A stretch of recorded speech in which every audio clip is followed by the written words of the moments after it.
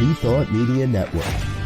We are a global broadcast network of positive music, media, and entertainment, inspiring humanity's evolution along the journey of enlightenment and creating a world of love, peace, empowerment, and prosperity for all. New Thought Media Network. Positively inspiring.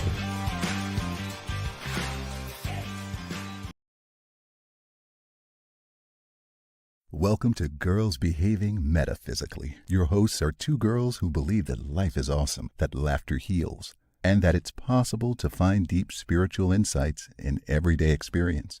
Here come the girls. It's more than practical. Here come the girls. Way more than merely factual. If you want to know the secrets of a life that's free, listen to Girls Behaving Metaphysically. Listen to Girls Behaving Metaphysically.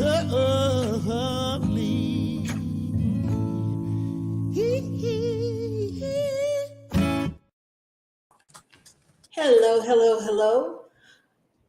We are Girls Behaving Metaphysically. I am Robyn Rice, and this is my cohort, Dr. Natacha. Yes, hello, hello, hello, hello. What a joy to be with everyone today. If they're joining us on Facebook, we're not on Instagram, but YouTube, New Thought Media Network, wherever you're joining us, make sure you like, make sure you subscribe, and do the things. But we're so happy to be with you. We are happy to be with you. And we are coming to you from two completely different sides of the world. I am today located in, it's like, my life is like, where's Waldo? Where's Robyn? I am today in Albuquerque, New Mexico, where it is really hot. It's very hot. And Natacha, where are you? I'm in the same place I was last week and the week before. I'm in Brisbane. I'm in Queensland, Australia. I am not traveling for quite so. Well, actually, I am. I'm traveling at the end of the month, but I'm traveling within Australia. I'm going to Adelaide, but I'm in the same place. So, if you haven't been with us before, where it's very cold, by the way. Natacha is in Australia. I am in the United States, and we are Girls Behaving Metaphysically all over the world, representing, anchoring down the metaphysical. So we just wanted to tell you a little bit about this show and where we're coming from and why we're coming and all of those good things. So Girls Behaving Metaphysically is basically a show, and feel free to add in, Natacha. I'm just going to start us off. Originally originated from people saying things like, well, that's not very spiritual, or that's not, judging what is and what isn't metaphysical or what is spiritual. And so we ask the question here, what isn't spiritual? Actually, I came into Girls Behaving Metaphysically in part because, I was invited by Robyn. And for those of you who don't know, Robyn was one of my very first teachers at Agape. And so it's actually through my work with Robyn that I started to say, what actually is not metaphysical? What is not spiritual? So today, I think we're also talking about that a little bit. We're talking about who we are. We're talking about why we do this. It's sort of like an introduction. It's like getting to know you. Yeah, absolutely. Absolutely. Yeah, so we're going to find out more about each other as we go along. But what we like to do is we like to start out by doing something very woo-woo, very metaphysical. And that is pulling a card. Dun, dun, dun. Many times we in this metaphysical bunch, we look for the signs and the, that show us the way in some ways, or that affirm our choices, or that for making a different choice.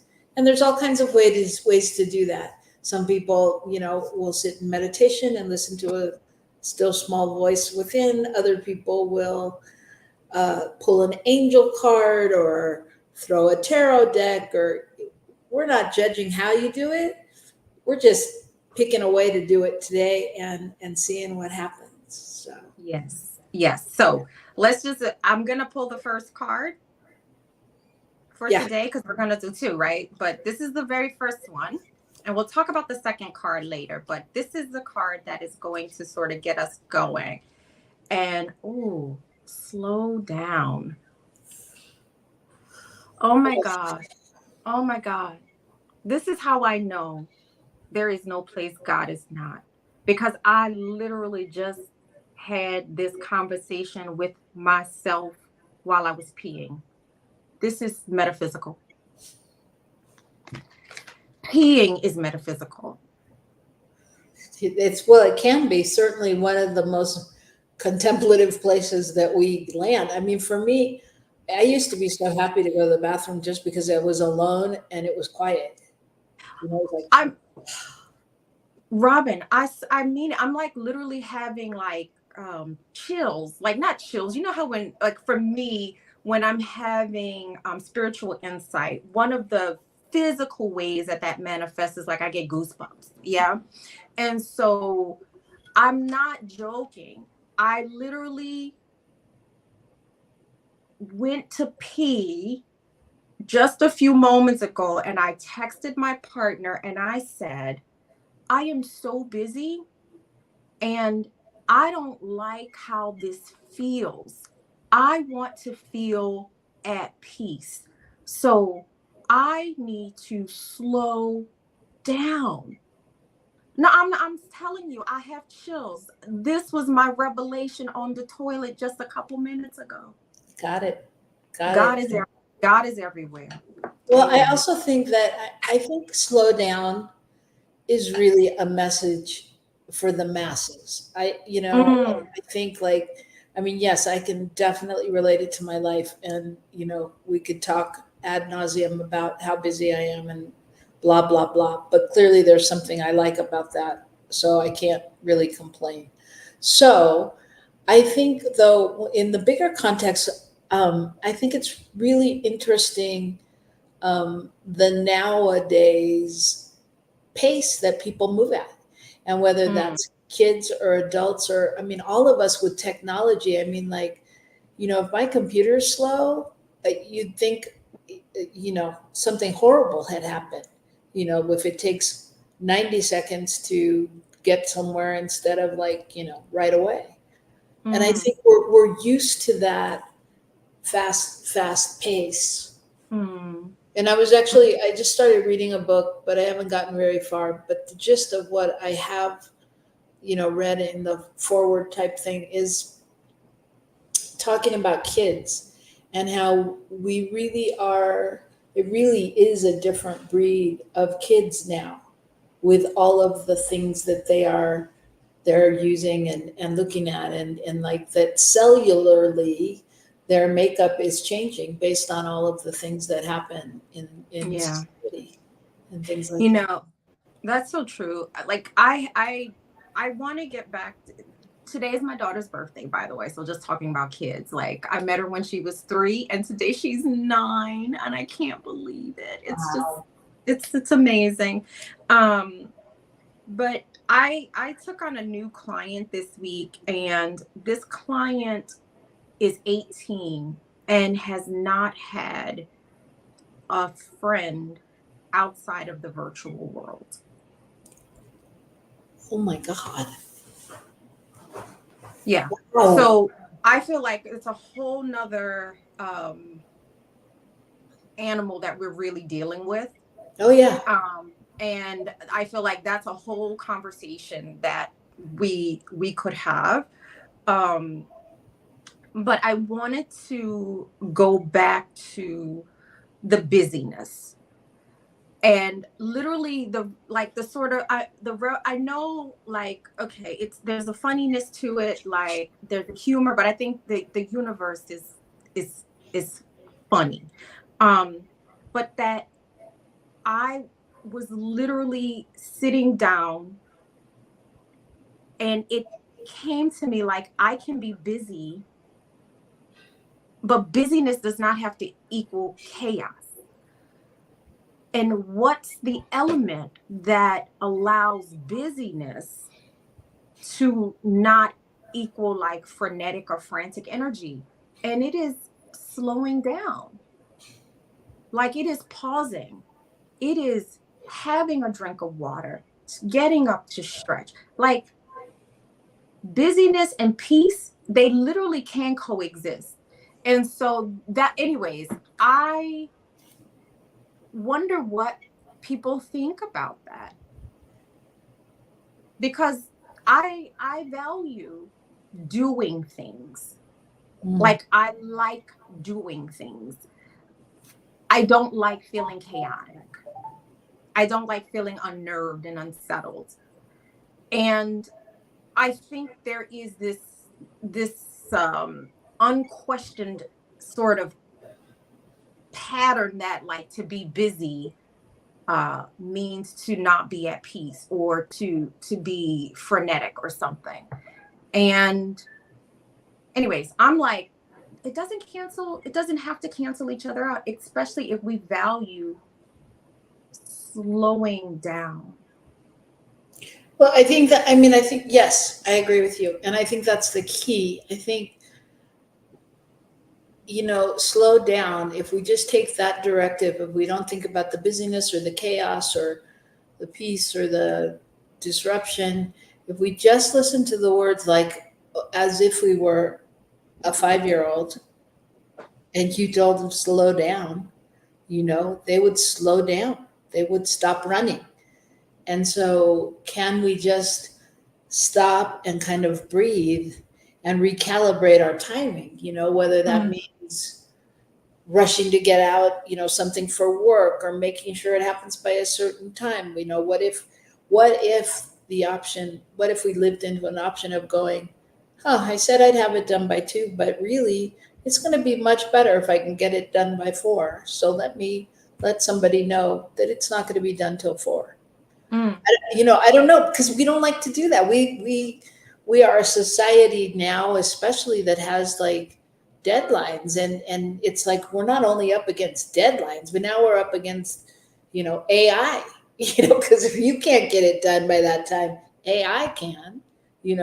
So how do we reclaim our time in some way? And really not let it be a guiding force. I honestly, I'm just thinking literally the message that I was just having with my partner. Like, I realize I have to run everything that I do through the value of peace.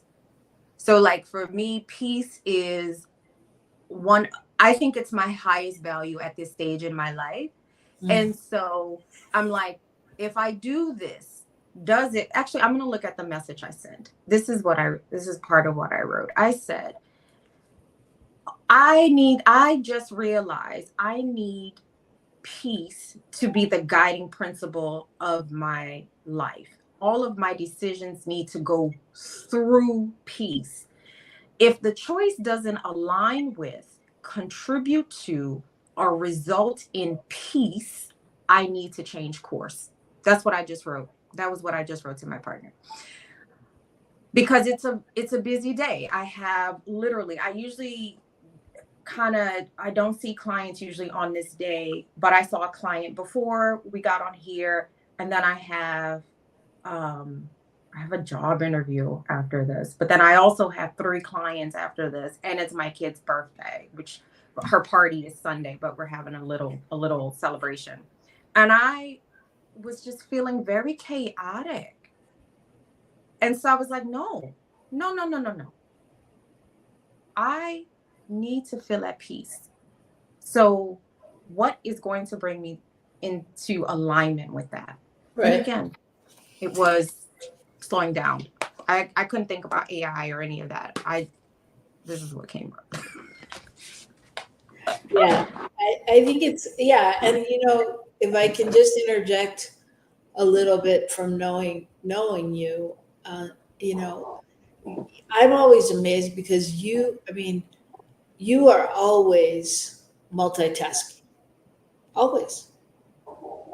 It's like, it's very rare, and I'm not saying never, but it's very rare. Even when we do a session or something, like that, something doesn't happen or you don't get a message, and I think it's not only for you, but I think that's the way people are wired nowadays. Like, what do you mean? Say a little bit more. To always be multitasking. Oh, yeah. Especially women, but that's a whole different topic, but no disrespect to men or anything. It's just that it's a known fact that we multitask in a different way. We do it better, Yeah. Well, I think one of the things, like, we know just from from a lot of the research, like the research on like how our brains are wired. The word is leaving my mind what that's called right now. Neural something. I can't, it's literally leaving my brain. But we know that women's brains are socialized, if we, like, whether we're born this way or we are socialized to become this way, but we are always thinking of the way things are connected.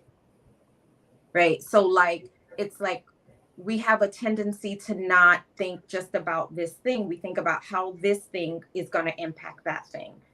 So it's, we're thinking about interconnections, which is why, I think women make really great leaders, because we're always thinking about how something impacts another thing. So I guess that's a form of like multitasking. So to sort of have that, like, making those connections, like our corpus callosum is actually thicker typically, and what that means is that we're often using both sides, both halves of our brain's hemisphere, because we're always thinking in terms of like connection, or often we are anyways. So yeah, it all makes sense.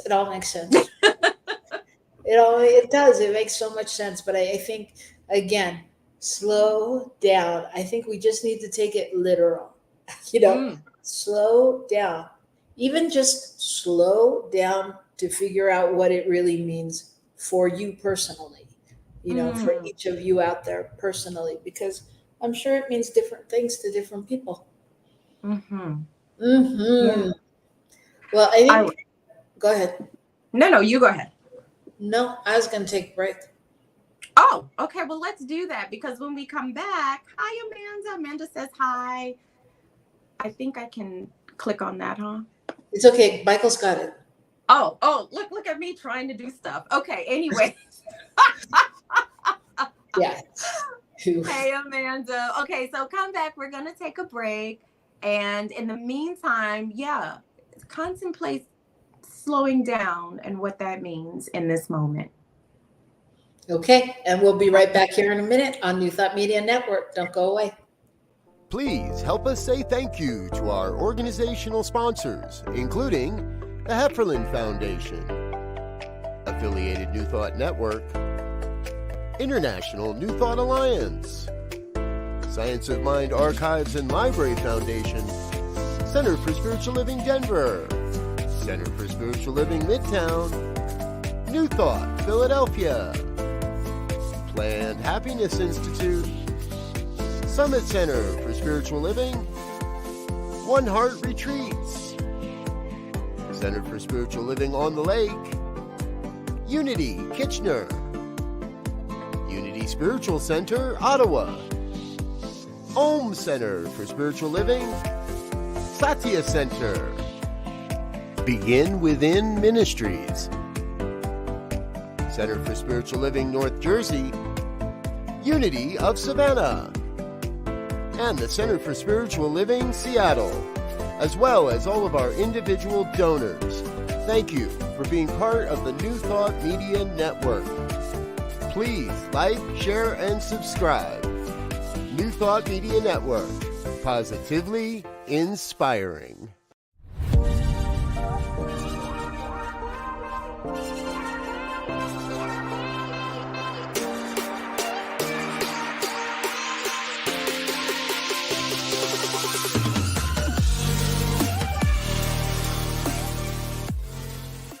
People of African Descent New Thought Group proudly presents Celebrating Our Soul, Consciously Creating Change at Unity Village, Thursday, August 1st through Sunday, August 4th. Some of our greatest keynote speakers, some of our finest musicians and vocalists, some of our amazing and experienced panelists, and some of our fabulous masterclass presenters will be there for you at Celebrating Our Soul, Consciously Creating Change at Unity Village this summer. Regular registration ends June 30th, so don't delay. Register today at padntg.com. Sponsorship opportunities are available at padntg.com. Volunteer opportunities are available at padntg.com. Go there now, padntg.com. See you there.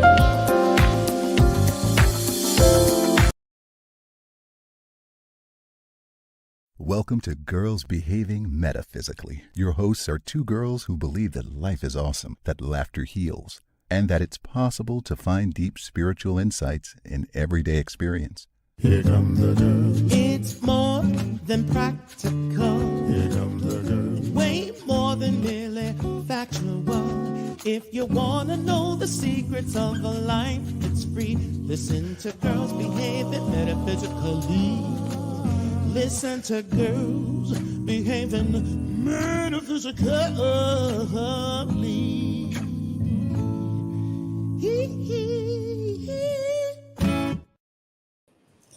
Hello, hello, hello. We are back.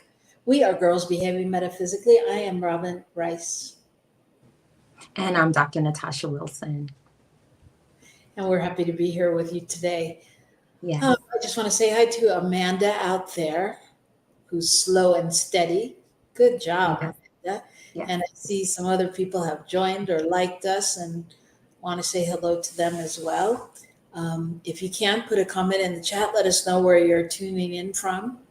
I saw that Karen Lindsley was out there. She was on one of our shows last week. She's a fierce, fabulous metaphysical diva. We'll have to have her on here someday. So anyway, just let us know you're out there. So we've pulled a card. It told us to slow down, but there ain't no stopping us. We're moving. We're forging ahead. So today we're going to get to know each other a little better, or let you get to know us, probably is a better term. And, we're just going to take a moment to talk to each other and find out a few things and see where that takes us. So do you want to start the talk, or do you want me to? I also want, if people are joining us, or wherever they're joining us from, if there are things they want to know about us, or know about our relationship, or know about just either of us, just put the question in there. So, Amanda's in New Zealand. We love that. I know. This is my little part of the world. Yay. I hope you're not freezing down there, because it's pretty cold in Queensland, and we don't usually get that cold. Gosh. I had my plane got delayed. I missed the flight, and I had to lay overnight in Las Vegas. And I got there at like 5 p.m, and it was 107. That's just wrong.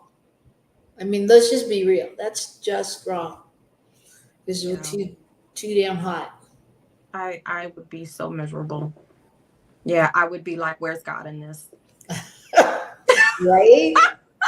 So true. All right. So let's jump right in.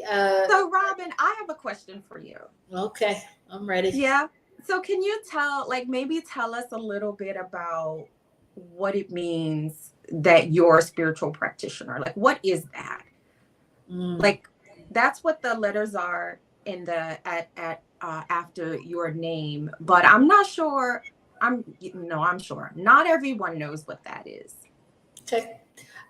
So spiritual practitioner, if anybody out there attends a Center for Spiritual Living, or Agape International, or Agape Bay Area, or Agape East Coast, any of those Agapes, or even a Unity, you may hear the word practitioner thrown around.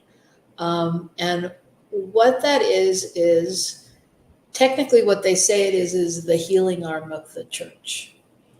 And what that means is that we have studied for approximately 4 years, more or less, and done all kinds of classes and training to be steeped in prayer and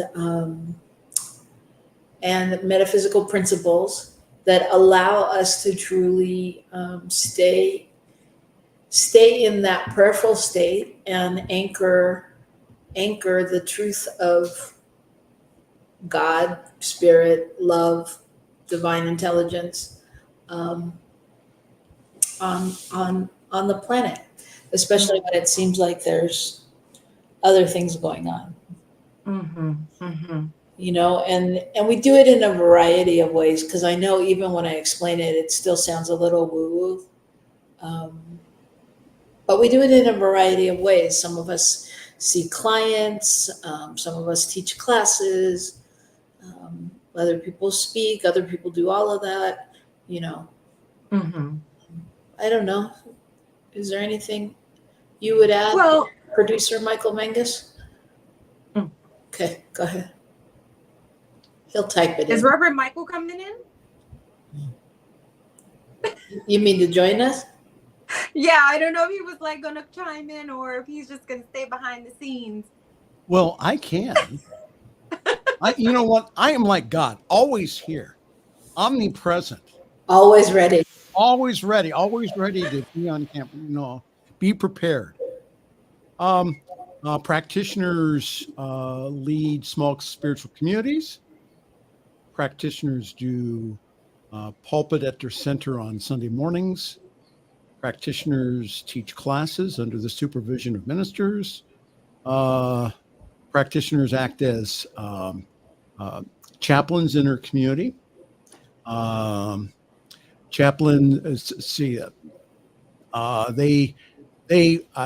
know the truth about the client. I would say they see beyond the appearances and know the wholeness of their client. Right. Okay, is that enough? And I think, I mean, in many ways, no, stay for a minute. In many ways, somebody was saying this the other day, but I can't say it the way they said it. So I'm going to say it, and then you can tell me what you think. I think in so many ways, practitioners and ministers are really the same. Practitioners, I mean, that's why a minister is always a practitioner first. It's just that the practitioner hasn't necessarily had the calling to become a minister or to lead a church or to do whatever the ministry is called to do, right? Yes, and I think all have their place and role, and I think that for everyone to understand that you do not have to be licensed to use New Thought. That is a huge fallacy. Is that you are powerful enough now. You don't, if you want the credentials, that's fine. But to start using this now it's more than just change your thinking. It's aligning your thought to the ultimate thought, to the God thought as you. That's the ultimate affirmation. So I would say that everyone is called to do it. It's just that I think everyone is called at different levels of service to their communities, and those roles are changing. The role of the minister is changing. The role of the practitioner is changing. Absolutely. And because we live in this virtual world now, and so I think that it's really, I would say to let everyone do not be empowered with whatever title that you have, even if you have none. Yeah, you know enough science of mind. It's just that the reason for the licensure, the reason for the for going to school again, is to be able to lead and serve in a deeper manner. That's the only reason you go. If you go because of any kind of ego reasons, good luck. You'll end up in Natacha's office. And I would even go as far to say, I mean, yes, that's the technical answer. And what Michael's saying is very true. And I would go as far to say, as we are all practitioners, it's just a matter of what we're practicing. Right. So, no matter where you are or what you're doing, if your commitment is to love deeper, then you're a practitioner, and that's Right. something you exemplify in all that you do. And It's and a lot of awareness. the one thing for me that comes through, especially, watching you two ladies do your wonderful show, is that women sometimes do not own up to their own power. And I think that that society, male domination, all that stuff has tried to put their thumb on women. And I say, women, come alive, own your power, be powerful, because you are already. Don't let anybody or anything tell you that you're not, because you are extremely powerful. There's wonderful things, again, that by owning your power and using it in the world, not only to be feminine, but also, again, to change the world. So, yeah. And I think that's a great analogy too, because I think that's part of becoming a practitioner, is you do own your power because you're connected to it. You've Yes. spent years getting connected and being aware of your highest power. And so I think there is this thing, like, in the process of becoming a practitioner, which is something I've been in the process of, I don't know, Robyn, since what, 2000, name a day. But part of it is also looking at where there are these internal barriers to you knowing the truth of who you are and knowing the truth of your power, of my power. And when I hear Reverend Michael say, women have been under the thumb of male dominance or patriarchy. Yeah. And I know, like, a lot of my shadow work, what we look at as shadow work, has been getting that where I internalize patriarchy out of me. And also, like, looking at that and being able to actually own that as a deep part of the spiritual process. And I even notice, like, sometimes when, we do this show, like, sometimes it feels like we have to qualify why we are girls behaving metaphysically, and that, oh no, we include men, right? That is another way that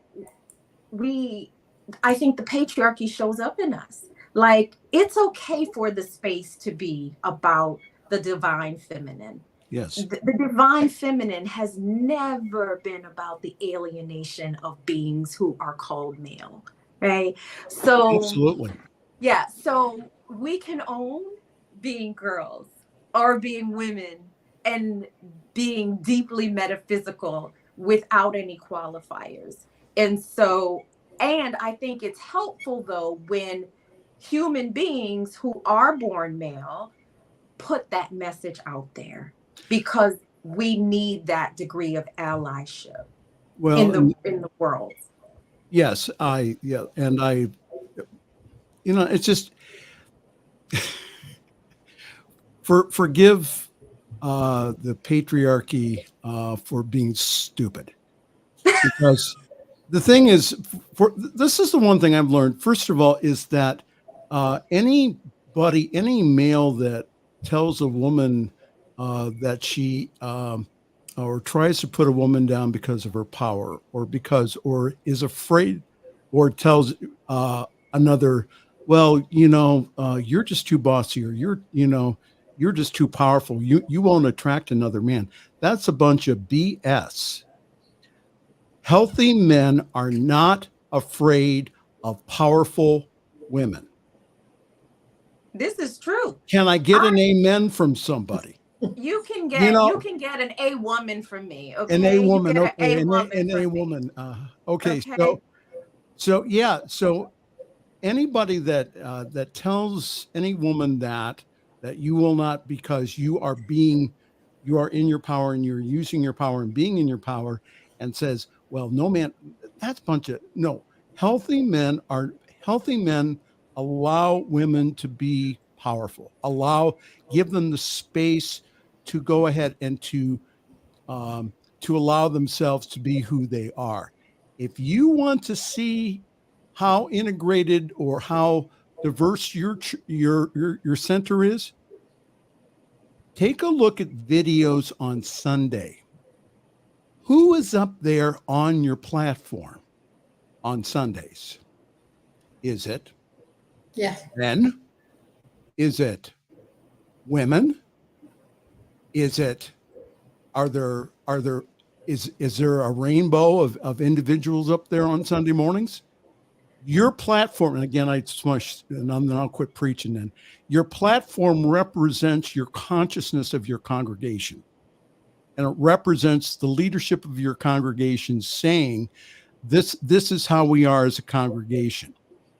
So that's, for me, that's why it's important as a man to let other people in the pulpit besides myself on Sunday mornings, is to share that with other people, is to share the leadership on the platform. All right, I'm done. Okay. And can I just add something really quickly? And it's not so, because I don't I don't have a church community here where I live. For me, like Robyn said, and one of the things that Robyn has worked with me on as a practitioner is seeing my ministry in everything that I do, like in everything that I do. So for me, I see the exact same issues, like whether that's in a therapeutic space or whether that is in a dance space, which is where I've spent a lot of my time since I've been in Australia, is in dance communities. And it is so incredible that the leadership in a lot of dance spaces, even though a lot of these dances were born of experiences of women, and the dances I'm talking about, the leadership is male. And I would go to dance festivals, which were like a religious experience for me. And then there would be more value on men. Oh, Carlos, hi, my brother. He is one of the best Kizomba Semba teachers. I want to bring him to Australia for a residency, but that's a whole nother thing. But dancing with him, honestly, and Carlos, if you could chime in, really speaks to why it's so important that women have a presence even in the dance community, because women, we hold the community up. It's us who come to the festivals. It's us who pay for the classes. It's us.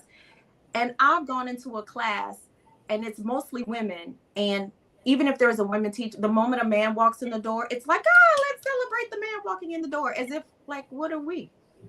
It is, the patriarchy is entrenched, and we have so much healing to do. And that's why Reverend Michael, Carlos, the men who are willing to look at the way we can heal this, it's so important. Not for them to allow us. We don't need the allowance from men. Absolutely. What we need is the allyship, the brother and the sisterhood and the love. And that's why I was so excited to see Carlos, because whenever we see each other, we're like, hey, sister, hey, brother. Hi, Carlos. I just want to, hi, Carlos. I just want to say also, in this, we started this out with our cards and the signs, and we're always looking at the signs. I just want to say, Michael, when you went to, when you said about women and women being empowered and, to not let that go, in the desert where I am, there was this roaring thunder. It was like God booming down outside, and thunder and lightning and rain started pouring down. I was like, okay, he has spoken. So there you go. Or she has spoken. She has spoken. She has spoken. They have spoken. Look, I always say, Mother, Father, God. I put up a post about my baby the other day because I can honestly say I really don't think I fully had an appreciation for the depth of like human love and connection until my children. And in my post, I said, may Mother, Father, God guide their steps when I can't guide their steps, right? Like my experience of the divine is really a genderless thing, right? Like God is everything. So I think it's as important as that when we refer to the divine, we refer to the divine as her. It's important we refer to the divine as he, as they, because the divine is all of it. Right. Yeah. And so I always use Mother, Father, God. Yep. And my babies do too, like, which I love. Oh, can I leave now? Yes. Okay. I'm gonna go back. I'm gonna go back and laugh at everything that you guys do. Okay. Yes. Thank you, Reverend Michael. All right. So this is our getting to know you episode. So that question went on way too long. So let me throw one your way. So when do you think you became aware of spirituality or of your being connected to the divine?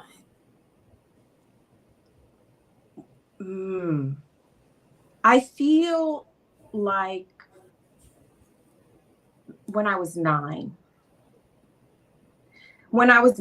So I grew up in New Orleans, and New Orleans is a very, very like spiritually alive place, meaning like there are so many different faiths that are practiced. There are faiths that have their roots deep in Africa. There are practices, like there's this saying in New Orleans, like we practice Catholicism on the front porch and voodoo on the back porch, right? But very, very early on, I remember falling in love with nuns. And because there was something about their ability to connect with me. Like I remember there was a time when I was growing up that I really, and maybe we all go through this, but I really felt so unseen. But I remember it was this nun who sort of started to ask me about myself. And I don't think I'd ever thought about myself. And I just really was like, just from someone showing interest in me, I was like, what do they do? What makes them want to be interested in the lives of me, right? And at the time I was thinking of me as like no one special.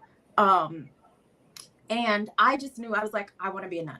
And then at one point, as I got older, I realized I don't want to be a nun because there are other things that I found that I like. But what I loved was this life of spiritual contemplation.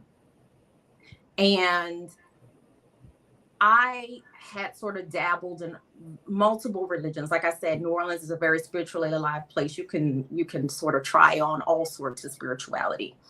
But the one thing, and this brings us back to the conversation we were just having with Reverend Michael, the one thing that I kept running into was, because I'm a woman, I couldn't like aspire to be more than like a nun.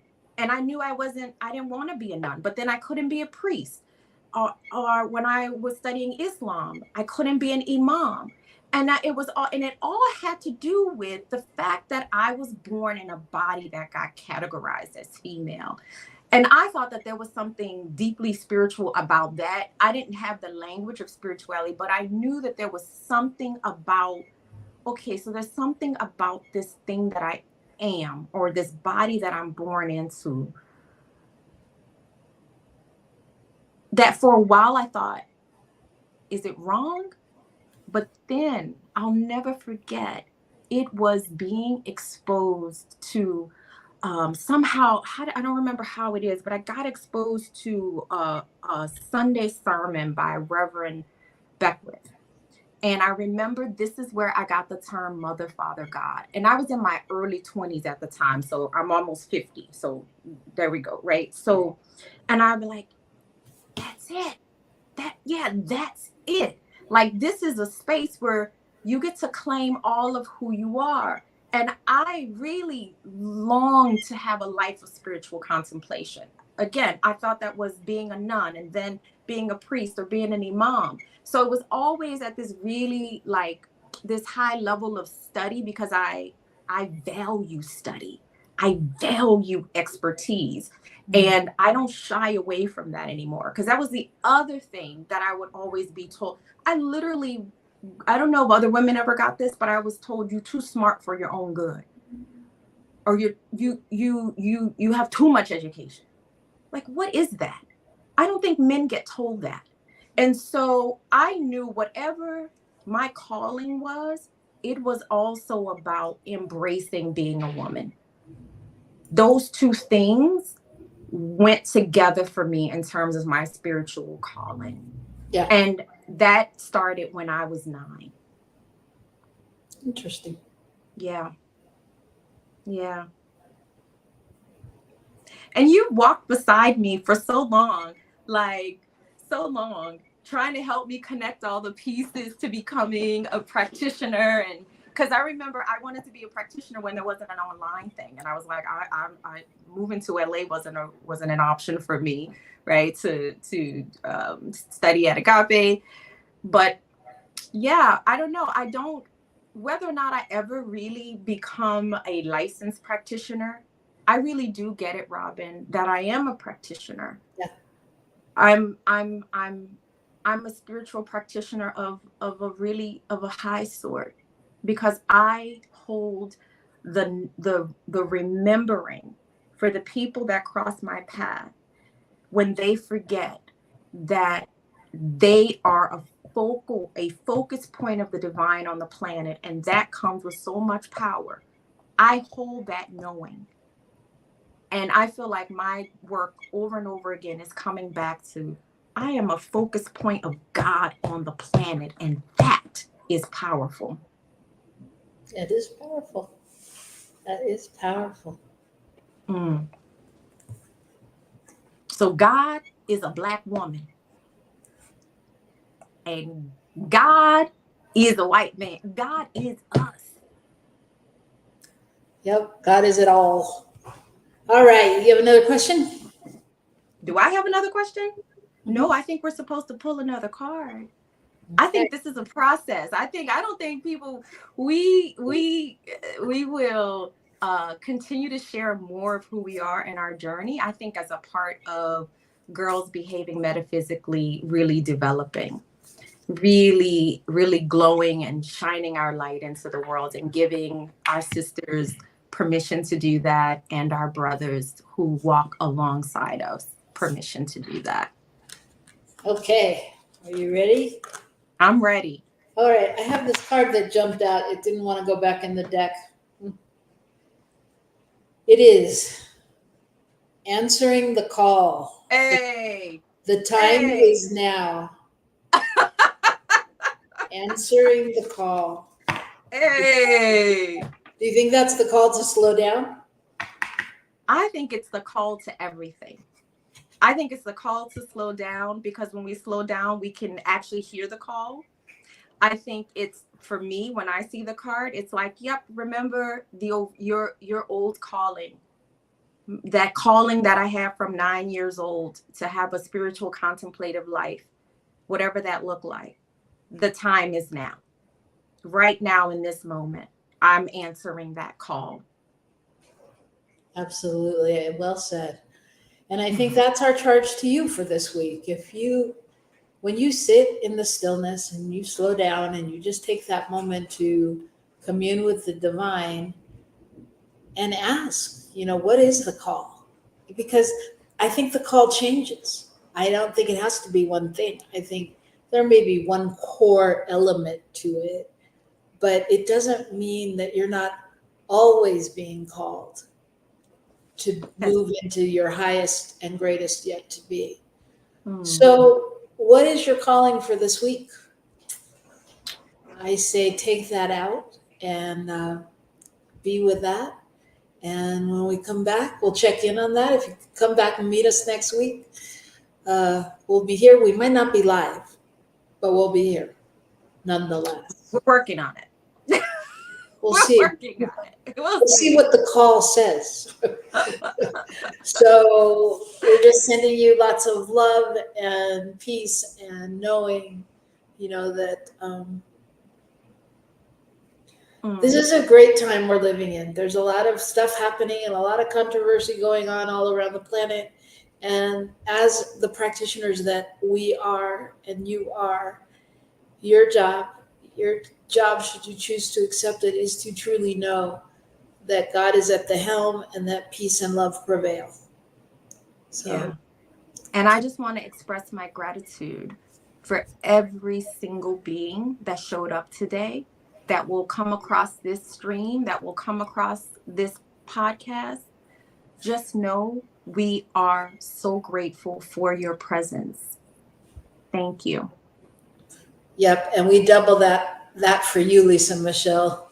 Thank you for joining us. And we are so grateful for your presence. And can I just name I know where some of the people that are saying hello are coming. So Carlos is saying hello from Finland. Amanda is saying hello from New Zealand.